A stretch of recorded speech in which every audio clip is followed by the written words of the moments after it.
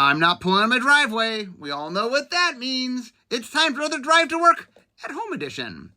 Okay, so today I have Gavin Verhey. We're going to talk all about Commander Legends Battle for Baldur Gates Commander decks. Hey, Gavin. Woo! Hey, it's exciting with your Commander, a side of Commander, right? That's right. With the main set this time around, we also made 4 Commander decks full of some cool stuff we couldn't put in the main set. So I got to lead design them, which was a blast, and I can't wait to talk about them today. Okay, so what was the guiding principle in making these Commander decks? Yeah, great question. So what we wanted to do was we looked at the main set, and we were like, okay, we want to try to figure out 2 things. We want to do some things that are tied into what the main set is doing. So it makes sense. It can combine with the main set, enhance what the main set's doing, and not blowing out all the way. But we also, one of the bigger things for us was let's look at what the main set can't do, what it isn't doing, and try and make some Commander decks based on those themes. So we did basically half and half. We have 2 Commander decks that have themes that aren't anywhere in the main set. We thought it would be really, really awesome to do here. Then we have 2 Commander decks that are tied in a little more closely to themes you'll find in the main set. And I think it's a good little split. And we ended up with four total decks. And there are definitely I've got a lot of feedback from people. These are different themes than they are used to. They're quite different, and they're really excited about that. Okay, so I'm going to start with the 2 themes that are not in the set. We'll start with those. So the 2 themes that... Oh, go ahead. Okay, so I talked with Glenn a couple weeks ago, and he talked about how they tried to do something, and it couldn't work out in the main set. And then he's like, oh, but Gavin found a way to do it. So I was going to start there just because the audience has heard that talk. So let's talk about Party. How did Party get its own deck? Yes, totally. So, I was, in addition to lead designing these decks, I was also on the design team. I worked on the vision team with Glenn and on the set design team with Corey.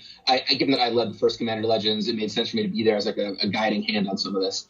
And early on, Glenn was trying out Party, and then a new mechanic he called Mega Party, which incorporated a lot of different D&D classes, right? You let your bards and whatever join the party. And what we found was, ultimately, it was really challenging to build into a set, because you have to get all your creature types just right for it to work. And in drafting, there's a lot of complications, a lot of big challenges. And so we kind of made the executive decision that it was not going to work out for the main set.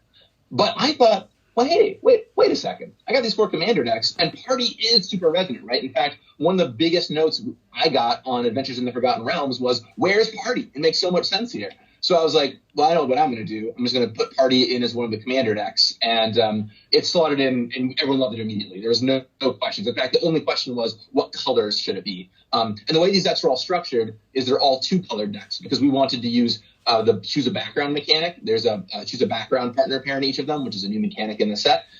So we knew they're all going to be 2 colors, because the backgrounds are all 2 monocolored cards. So we had to figure out which 2 colors it was going to be, and we looked at white blue and white green and some other stuff, but ultimately settled on white black as the direction here, and came up with this cool commander, Nalia Daranice. So why don't you say what Nalia does? Totally. So Nalia is pretty exciting. It's a 3-mana 3/3. You can look at your top card at any time, and you can cast the top card of your library if it's one of the 4 party types. So it's Wizard, Rogue, Warrior, or Cleric. So it's Future Sight for party types. And then at the beginning of your combat step, if you have a full party, you get to put a +1/+1 counter on all your creatures, and they all get Death Touch this turn. So she's an assassin in the games of Baldur's Gate.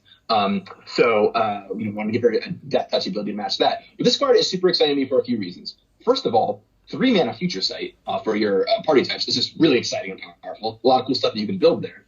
But one of the things I really liked about it that was subtle from a design perspective is that you can play this as your Cleric commander or your Warrior commander. You don't have to do the full party thing at all if you don't want to. If you want to just have this as your Cleric commander and Future Sight Clerics off the top of your library, you can. So I'm always interested in commander decks where there's a few different ways to build them. And here, yeah, you can build the party deck. You could also build some of these classes together or go heavier on one than the other or what have you. And that's pretty exciting to me.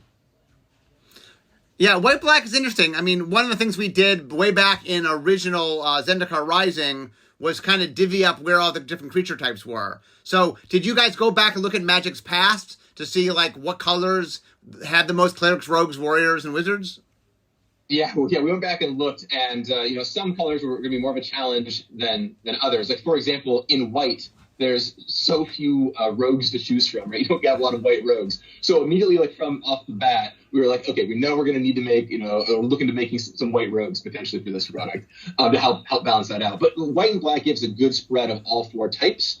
And the one other thing we could do as a little cheat here is we could pick a class to put on our face commander that was the hardest one to get. So as you'll note here, Nalia is a rogue, and we're like, well, white doesn't have a lot of rogues, but if we make the face commander a rogue, that won't be a problem because you'll always have access to a rogue. So that's kind of a little cheat we could do here with the commander. So any other interesting little tidbits about the party deck?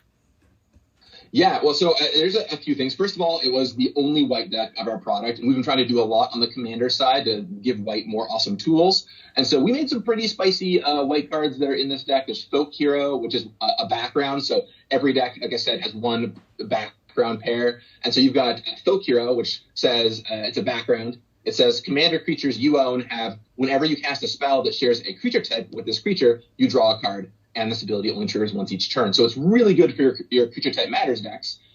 So a lot of folks just want to pick up this card for their angel deck or whatever. But then the other commander, Burikos, has all of the party types. It's an orc for 4 mana. He's also a cleric, rogue, warrior, and wizard. And whenever he attacks, the defending player loses X life, and you create X treasure tokens, where X is your party size. So in this deck, if you have Folk Hero and Burikos together, you'll draw a card every time you play basically any creature in your deck. But if you can take this Folk Hero card and put it in a lot of other places, which is one of the things I think is really exciting about the mechanic is the interchangeability. But anyway, so a lot of exciting white cards, including that, and then the Deep Gnome Terramancer, which is a card I designed and immediately was like, players are going to love this. It's a 2-mana 2/2 with flash, and it has Mold Earth. Whenever one or more lands enter the battlefield under an opponent's control without being played, you may search your library for a Plains card, put it onto the battlefield tapped, and then shuffle. Do this only once each turn. So it's like anytime someone cracks a fetch land or rampant growth, you get a Plains out of your deck, which is very powerful. So we put a lot of juice in the white cards here because it was the only white cards we had access to in the commander decks. Other than that, I mean, this deck is just really interesting because it's very on board. Normally a lot of commander decks are not about going wide with creatures, and this deck goes really wide with its creatures. You want to hit your party, of course, and then have enough gas that after you get swept, you can play stuff back out again. My favorite card in the deck is called Stick Together. It's a 5-mana sorcery, and it says each player chooses a party from among the creatures they control and then sacrifices the rest, right? So in this deck, you're like, I get to keep my full party. I get a cleric, rogue, warrior, and wizard. But in every other deck, maybe they get to keep one creature or something. And there was a lot of fun in playtesting, learning things like Niv Mizzet is a wizard or whatever, right? Where it was like people get to keep these funny creatures around. So that's a card I really, really enjoyed. Okay, so we have our white-black deck. So you said there were 2 decks that were playing themes not in the main set. What was the other one? Right, so the other one is, so we looked ahead to Baldur's Gate 3.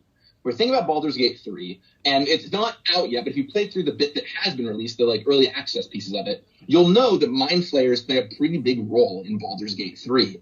And we thought, well, there's not really enough support. We're looking at other creature types that we can make matter. And we looked at Beholders, for example, but there's so few Beholders in Magic, or you just have a couple from Adventures in the Forgotten Realms. We couldn't really do a Beholder deck.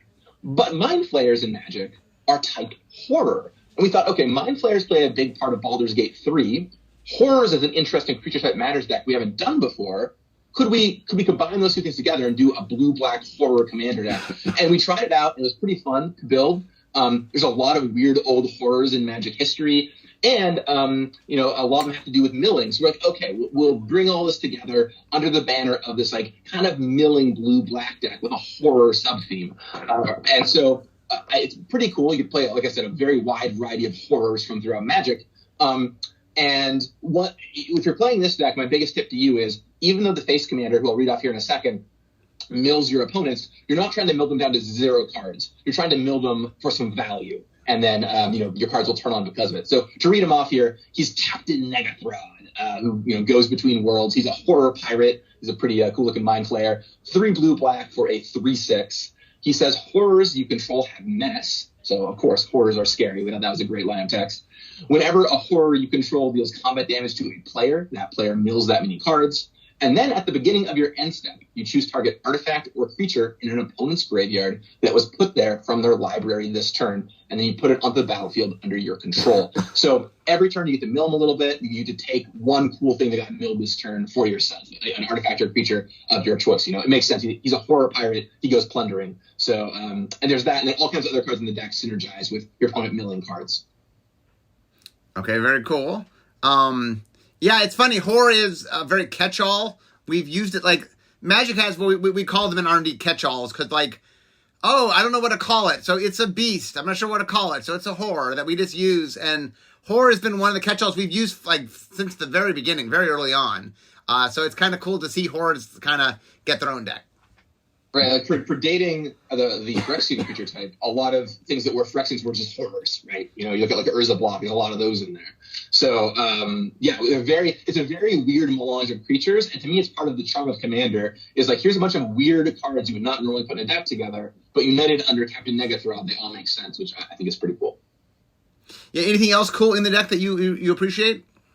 I mean, there's a lot of cards that I really like, but I will tell a fun story about that I really like. So there's this card. So I was trying to figure out, like, not just Mind Flayers to do, although they made a lot of sense, but I was also trying to figure out other interesting forests in D&D that people love. And so we got some obscure ones in there. We got this thing called a Grell. It's like a big brain with a beak. We got this Uchalon, which is a crab ooze horror, pretty wacky type.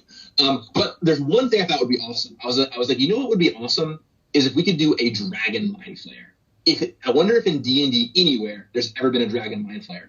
And so I went over to Mike Merles, who was an encyclopedia of D&D knowledge. Used to work on the D&D team, now works on Magic. And I just went over to him and I was like, hey, Mike, do you know of any Dragon Mind Flayers? And without skipping a beat, Mike was like, oh, yes, of course. In this 2003 issue of Dragon Magazine, there's a story that talks about the Brain Stealer Dragon. And so I was like, oh, I got to have one of those. That sounds awesome. So we made a card, Brain Stealer Dragon, which is inspired from this one story that was in a Dragon magazine, because we really wanted to have a horror dragon. And the card turned out awesome. It's a 7-mana 6/6 dragon horror with flying. At the beginning of your end step, you exile the top card of each opponent's library. You can play those cards for as long as they remain exiled, and you can spend mana or any mana of any color to cast it. So a mana washes it for you. And then whenever a non-land permanent an opponent controls enters the battlefield under your control, they lose life equal to its mana value. So when you steal their stuff, either with, say, Captain Negathrod or the Brain Stealer Dragon, they take damage as you take it. So it really feels like this big, giant dragon is just taking your things, casting them, and dealing you damage. Really like a Mind Flayer for a dragon. So that was a design that has a funny story behind it, and tickled me a lot. Yeah, it's kind of cool. Okay, so we now have the two decks that were non-themes that weren't in the main set. So what were the two themes? So, what's the first theme that was in the main set that you made a deck out of? First theme is we decided to make a deck that cared about adventures. The main set brings back Adventure from Eldraine, which is perfect fit for D&D, right? You send stuff out on adventures, and it even has the twist this time of so there's some equipment and artifacts with Adventure, which is pretty cool. So we took that direction, and we started there, and then we kind of expanded it out a little bit to not just be about Adventure. So we ended up with this deck called Exit from Exile, which is all about casting spells from exile. So, suspend and rebound, and of course Adventure still. There's some cool new adventures in there too. And then it has this commander to kind of tie it all together. The commander is called Faldorn Dreadwolf Herald. It's 1 red-green for a 3/3 human druid. Whenever you cast a spell from exile or a land enters the battlefield under your control from exile, you make a 2/2 green wolf. And then you can pay 1 mana, tap, discard a card to exile the top card of your library, and you can play it this turn. And notably, of course, all the red bottling effects where you can exile your top card and play them work with this mechanic too. So it was a really great fit for red-green. So it's a really unique kind of deck because you can use adventures, like I mentioned before, but it also has you going through like every card in Magic to see, okay, what can cast from exile, right? What weird little mechanics are casting from exile, or what funny ways do I have to play lands from exile, or things like that. So there's a lot of fun to be had with that mechanically here. And the deck ended up even though it plays with a lot of adventures and does have that kind of main set theme, it ended up playing a lot different than the main set theme does. Yeah, it's interesting. One thing that's fun is when you make it open-ended, sometimes we'll make a mechanic and then we'll ask ourselves, oh, can we just not name it specifically and pull back a little bit and like, oh, that way it'll care about more things. Like I know when I originally made Proliferate, originally it only worked on -1/-1 counters and poison because it like the original flavor was like disease or something. And then I remember team member Mark Lobus was like, couldn't it just be all counters? And we're like, yeah, it could be all counters. Why are we restricting it? So it's fun when you sort of pull back and just make the mechanic, a little more broader.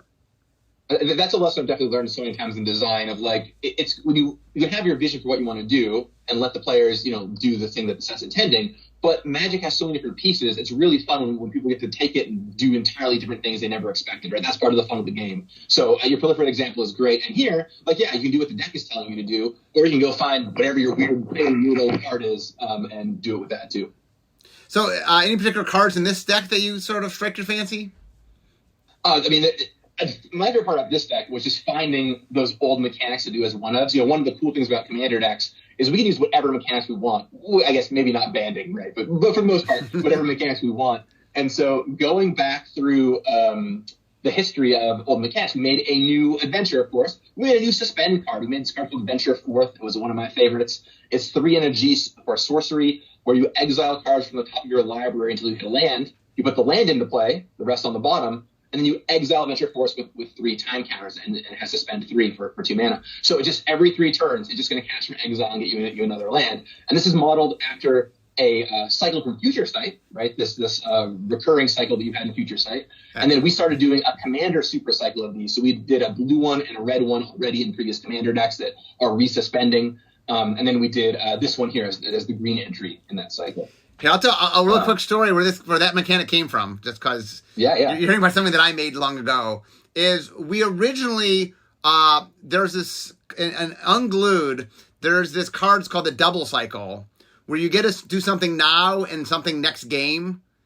And so we wanted to put that in Future Sight. It was going to be in the same match was the idea. And like, okay, you do something now, and then in the next game, in the same match with that player, you get this thing at the beginning of the game.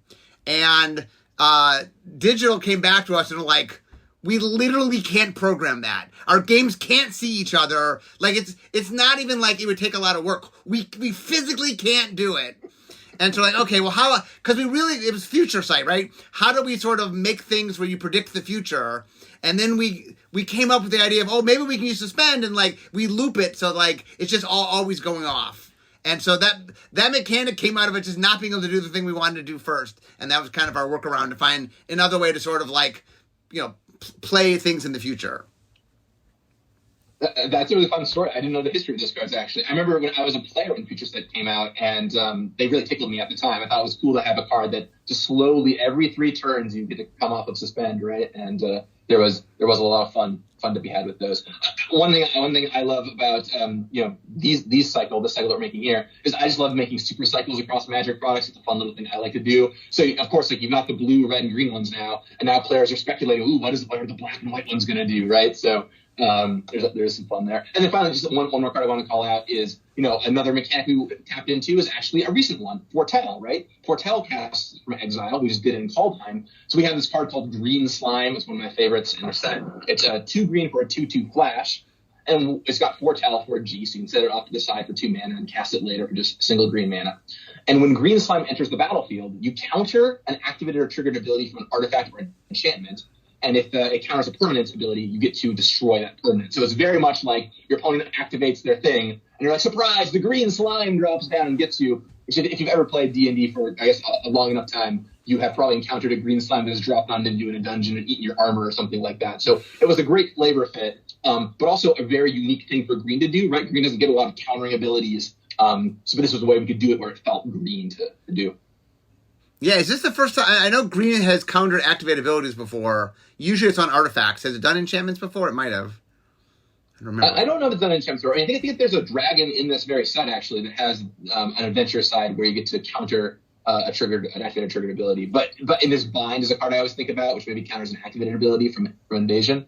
But yeah, the idea here is they have an enchantment and it triggers, and you play this and you counter it, you counter the ability and kill it. Which, for green, of course, green hates artifacts and enchantments, so very in pie for it to destroy one of those. But a unique little twist to counter the ability, too.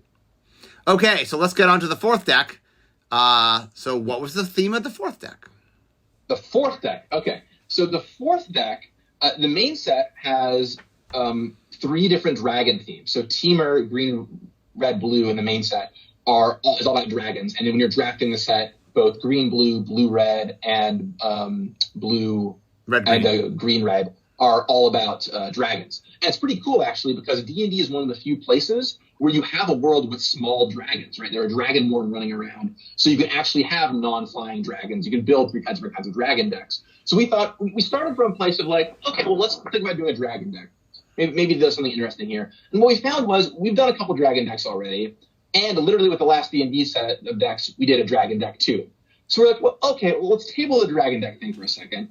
Let's see what else is happening in the main set. And one thing that we've been doing a lot more, in fact, I made a video about this on Good Morning Magic a little bit ago, is Goad, right? So Goad we're calling it Commander Evergreen now. So it can show up in like Commander main set. So you'll find it all around Battle for Baldur's Gate. And we're like, what if we tried building a deck that cared about Goad? And so we started there. And one of my teammates, so the team for this set, I should say, I was the lead designer. And then I also had Ken Nagel, of course, design stalwart. He led the Horrors deck. I led the party deck, but I ultimately led all the decks. But I was in charge of the party deck for a while. Ken led the Horrors deck. Daniel Holt, who I'm sure you've talked to before with Kamigawa, led the red-green deck. And then Noah Milrod, a name a lot of people don't know, who has unfortunately since left the company, but we got him on loan from basically his other job at Wizards. I thought he was a great designer, would come in and help us out. He worked on this blue-red deck, and he had this interesting idea.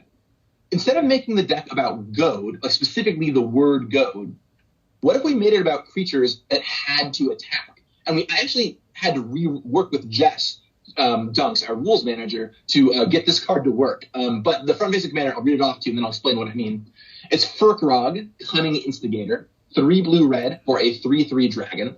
It's got fly, it's got haste. Whenever one or more dragons you control attack an opponent, go target creature that player controls. But here's the really interesting part to me. Whenever a creature deals combat damage to one of your opponents, if that creature had to attack this combat, you put a +1/+1 counter on Furkrog, and you draw a card. So what that means is, of course, it works with Goad, so that works great. But any red creatures that have to attack every combat if able, it works with those. Any red cards make your opponent's cards forced to attack, it works with those. Any blue cards make your opponent's cards forced to attack, it works with those. So there's a lot of ways, so many different ways you can build this deck, right? If you want to make it a Goad deck, sure, go nuts. Make it a Goad deck. But if you want to, you can play this deck with a bunch of red creatures that have to attack every turn, like your Tanner, you're whatever, you red 2/1 that has to attack every turn or whatever. And it'll also draw you cards off the Furkrog. So there's a lot of very interesting ways to build this deck. And Jess and I, and actually Magic Online, all had to get into a room and figure out how to word this, make it work on those products and change the rules a little bit. But it's a really cool design, and inspires hopefully some new novel decks. Okay, so what are some fun cards in this deck? Well, my favorite card in this deck is a card, as I always say, it's guaranteed that it usually ends the game, but you're not sure who's going to win. And it's this card, Spectacular Showdown. It's 1 and a red for a sorcery. You put a double strike counter, so using that keyword counter technology. You put a double strike counter on target creature, and then go to each creature that had a double strike counter put on it this way. And then it has Overload for 7 mana. So the most common way this card is played is for 7 mana, you give everything on the table a double strike counter and goad everything. And this card is hilarious because you cast it, and then you attack and deal some damage probably. And then everyone else attacks, and maybe some players die or something. But then all those creatures still have double strike counters on them. So then you're sitting there like, uh-oh. It's very red, right? You're like, all right, great effect right now. Next turn, uh-oh, all their stuff has double strike and can attack me next turn. What am I going to do about it? And this card was a blast. Like, everyone enjoyed playing with this card, and it was a huge favorite for us out of these decks. But yeah, a good mix of stuff. One other card I want to call out that I was really happy to get in here is, so Jules Robbins led the design of Adventures in the Forgotten Realms, or led the final design of it, at least. And we made those class cards, all these different classes. Well, he made one for all the D&D classes that were like the main ones, but he didn't make one for Artificer class, which was an expansion of D&D. It was an expansion book for D&D. And so Jules reached out to me and was like, hey, you're working on the Commander decks. Could you make an Artificer class to kind of fill that missing gap? And I was like, oh, that sounds really cool. So I went into the tank, we did a bunch of iterating on it, and we came up with the missing Artificer class, which players have asked me for since Adventures in the Forgotten Realms. I'm sure you get questions about it sometimes too. It's a 1 and a blue for a class. So the way these work, if you don't remember them from Adventures in the Forgotten Realms, is they start with an ability and then they level up. You pay some mana to level them up and get another effect or ability. So it's 1 and a blue for an enchantment class. The first artifact spell you cast each turn costs 1 less. So once it's in play, your first artifact always costs you 1 less. Then for 1 and a blue, you can go to level 2. And when it becomes level 2, you get to flip cards from the top of your deck until you find an artifact. You put the artifact into your hand and the rest on the bottom of your library. And then for 6 mana, for 5 and a blue, you can kick it up to level 3. And this is really exciting, which says at the beginning of your end step, you create a token that's a copy of target artifact you control. So it tells a little story, right? You get to play your artifacts for cheaper, you get to find an artifact, and then every turn you get to copy one of your artifacts. And I think this is going to be a hot card from this set, and I'm happy we got to get Artificer class in here. Some players have asked me why this deck for it, by the way. And my answer is, first of all, this deck actually does have a decent amount of artifacts. But 2, the blue-red Goad deck, Goad is really good about getting down to 2 players, but it's very bad at actually winning a game. And so having a card that would give you an advantage every single turn on that last mode to help get you to win the game was a really important piece of the puzzle here. So that's Artificer class. Also, there are only 2 blue decks, right? I mean, it was right. This or Hordes, right? One of these 2 decks. It makes a lot more sense here than the Hordes deck. Okay, so here's a question I have. One of the things that's interesting when working in another IP, right? This is D&D. Of like the 4 main characters, how did you find the characters? Like, how did you figure out what character like gets to be? Because a lot of what you're saying is very mechanical, right? Oh, we wanted to make a deck that did this mechanical thing. How did you find the characters? How did you figure that out? Yeah, so I'll say when it comes to the flavor of things, the legendary face characters were mostly bottom up. I'll get to how that works in a second. And then the other cards that were in the deck were pretty top down. So I'll talk about the legends first. So the legends, what we did is we came up with like the shape, generally what we wanted the card to kind of do. Like, hey, this is going to be a blue-red dragon that cares about goading. Or, hey, this is going to be a red-green character that gives you tokens when you cast it from exile. Then we went to the creative team, and we looked through Baldur's Gate lore, and we're like, okay, what are some characters that could be a good fit for this? So then we chose the character. And then we went back to our design and said, okay, given this character, what can we do to make it feel a little bit more like that character? Like Nalia Darnis is a great example, where we have this Future Sight commander. We're like, okay, well, we want a rogue Future Sight commander. So we looked at our options. We're like, Nalia makes a lot of sense for this because she's a rogue that's trying to create a band of people from Baldur's Gate. So that was a lot of sense, a party, if you will. And but then on the last ability, it originally didn't grant Death Touch. It granted some other ability. It granted Menace or something, I think. And we're like, oh, we should make this Death Touch because she's a rogue, right? So it makes a lot more sense for this character given what she does in the game. So it was kind of like we came up with the original base, we found the character, and we tweaked the card based on the character that we chose. So like I said, the front-facing commanders were a lot more bottom-up. But a lot of the non-legendary new cards were very top-down. We're just like, hey, we want to make an Aboleth. Like, this is a cool D&D monster. We didn't make one before. What kind of thing could we do here for this? Hey, let's make a party person that recruits people, right? That just like is in town searching for new party members. So we want to make a card called the Delayed Blast Fireball. We couldn't get that in Adventures in the Forgotten Realms. We couldn't get that here in the main set. And I thought, okay, the Commander deck's a perfect place for it. Unfortunately, the Foretell mechanic, which is on Delayed Blast Fireball, ended up being a really great fit for that spell in D&D. So a lot of those cards were very top down. So it was an interesting mix there. Yeah, the thing that's really fun, I mean, the thing that I like a lot about the Baldur's Gate in general is if you don't know Baldur's Gate, they're kind of just cool characters. But if you know Baldur's Gate, like you can recognize them. So like it's definitely, it plays on 2 different levels. One of the challenges of working with other IPs is, hey, if you know nothing, it needs to be compelling and cool. But if you know something, it also it has that next level of, oh, I get it, it's this. Lenticular design, right? I say it over and over again. It's a great term you came up with in one of your articles, Mark. But lenticular design really is, I think, the key to a lot of this cross IP stuff. And D&D is like barely cross IP, but just showing people a card that's like, if you get it, that's awesome. But if you don't, it's still cool. Is really, really important. And I think a lot of these cards just will work that way. There's a few exceptions. There's a couple cards in the set that maybe are a little more esoteric, but for the most part, you can look at one of these cards and just kind of get what's going on, which is great. So anyway, I can see my desk from here, so we've got to wrap this up. So any final thoughts on the commander decks? I'll just say that This was a really cool project to work on. You know, it was the first time that we've done 4 commander decks associated with an ancillary set like this. And it was fun to kind of create the biodome and get to pull some really fun D&D themed stuff, D&D stuff for it. So, you know, I had a blast working on them, and I just hope you all enjoy them a ton. If you want, tweet me at Gavin Verhey with what your favorite cards are. I'd love to hear from it. And I'm just really happy to have the game together. I think one thing you're going to see us doing is that I've got really good feedback on here. Are there more unique themes? So one thing I've been thinking about are what are some very different feeling themes we could be doing in future Commander products instead of just, you know, artifacts again or something. And other than that, just have to wait and see. We have a lot of cool Commander stuff in store, and I can't wait for you to see the rest of what we have this year. I was the lead designer on some other stuff coming out this year, so stay tuned for that.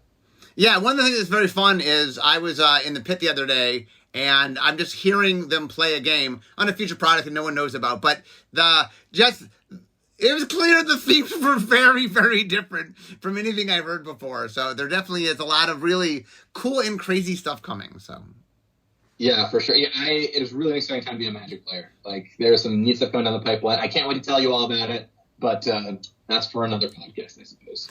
Okay, anyways, well, thank you, Gavin. Thank you so much for joining us today.